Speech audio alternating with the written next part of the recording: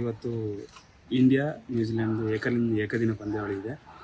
ಅದರಲ್ಲಿ ನಮ್ಮ ಇಂಡಿಯಾ ಇವತ್ತು ಫೈನಲ್ಲಿ ವಿನ್ ಆಗಲೇಬೇಕು, ವಿನ್ ಆಗುತ್ತೆ. ನಮ್ಮ ಅದರಲ್ಲೂ ವಿರಾಟ್ ಕೊಹ್ಲಿ ಅವರು 100 ಅಲ್ಲಿ ಹೊಡಿಲೇಬೇಕು, ರೆಕಾರ್ಡ್ಸ್ ಕ್ರಿಯೇಟ್ ಆಗಬೇಕು. ನಮ್ಮ ಇಂಡಿಯಾ ಇವತ್ತು ವಿನ್ ಆಗಲೇಬೇಕು. All the best India.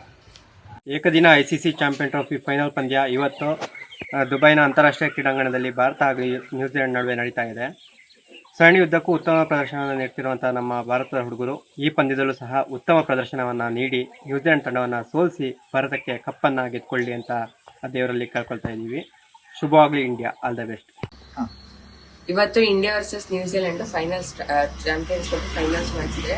Last ನನ್ನ favourite player Virat Kohli last match 84 runs ಹೊಡೆದು 16 ರನ್ನಿಂದ ಸೆಂಚುರಿ ಮಿಸ್ ಮಾಡಿದ್ರು.